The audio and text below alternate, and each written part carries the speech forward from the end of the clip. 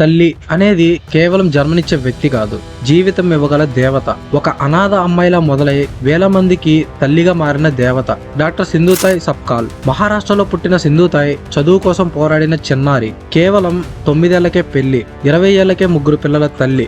ఆమె ఎంత నరకం అనుభవించిందంటే డైలీ భర్త తాగి వచ్చి గర్భంతో ఉన్న ఆమెను ఎలా పడితే అలా కొట్టి రోడ్డుపై వదిలిపెట్టేవాడు. ఆమె దగ్గర ఉన్నది ఆకలి, కన్నీరు, ఒంటరితనం మాత్రమే. ఆ అనాథ శ్మశానాల్లో నిద్రించి రైలు స్టేషన్ లో భిక్షాటన చేస్తూ బ్రతికేది. కానీ తన దుస్థితి తానే ఆయుధంగా మార్చుకుంది. తన చేతిలో తిండి లేకపోయినా రోడ్డుపై ఉండే అనాథ పిల్లల్ని తల్లిగా అంగీకరించుకుంది. ఒక అమ్మగా పుట్టకపోయినా వేల మంది పిల్లలకి తల్లిగా మారింది. జీవితంలో ఎన్నో అవమానాలు భరించింది, కానీ తన హృదయం మాత్రం ప్రేమతో నిండిపోయింది. ఈ రోజు ఆమె 1500 కంటే ఎక్కువ మంది అనాథ పిల్లల్ని పెంచి చదివించి బాగా స్థిరపరిచింది. వాళ్ళలో చాలా మంది డాక్టర్లు, ఐఏఎస్లు, లాయర్లు అయ్యారు. భారత ప్రభుత్వం ఆమెకు పద్మశ్రీ డాక్టరేట్ ని ఇంకా అనేక పురస్కారాలు ఇచ్చింది. ఈమె బయోగ్రఫీ కావాలంటే మన ఛానల్ ని సబ్స్క్రైబ్ చేసి పెట్టుకోండి. మరిన్ని బయోగ్రఫీస్ కోసం ఈ వీడియోని లైక్ చేసి కొంచెం సపోర్ట్ ఇవ్వండి.